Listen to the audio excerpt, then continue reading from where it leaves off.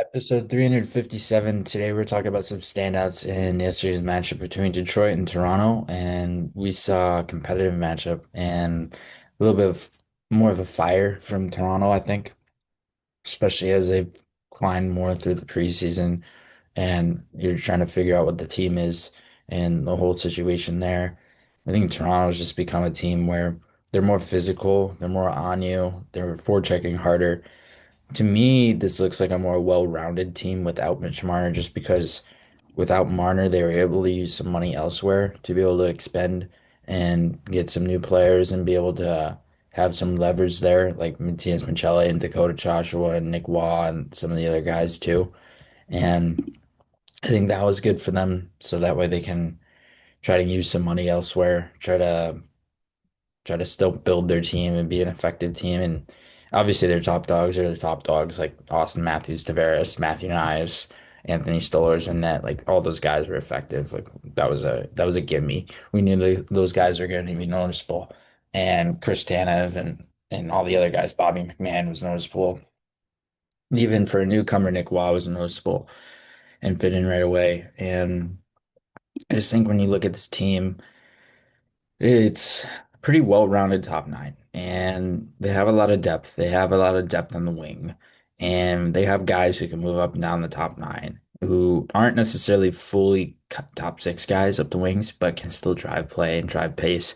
Matias Michelli is an interesting one because you look at his game, and I I really think that there's more upside to him, and there was just 2 seasons ago where he's coming off a 57-point year on a team that wasn't that great. So to me, that can signify there's some upside still left in the tank for him. He's still relatively young. He's cap controlled. He would be an RFA, so you don't have to worry too much there. It's just more a matter of if he's able to get that production. He's not going to be Mitch Marner. Nobody's going to replace Mitch Marner. That's the thing.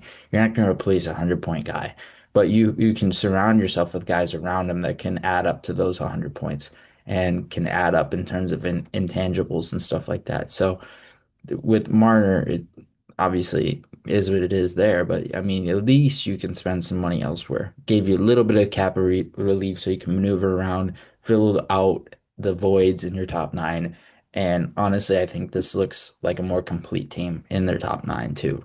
And then you look at Detroit, and they've played really well all preseason.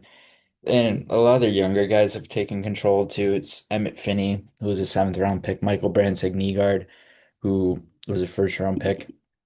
Axel Sandin Pellikka's looked terrific the whole preseason. Like some of those young guys in that mix have helped them.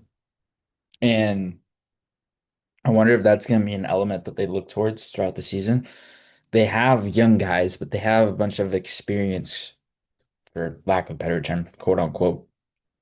They have more experienced young guys. So they have guys who can already fill voids, can play in a top six role or top four role defensively.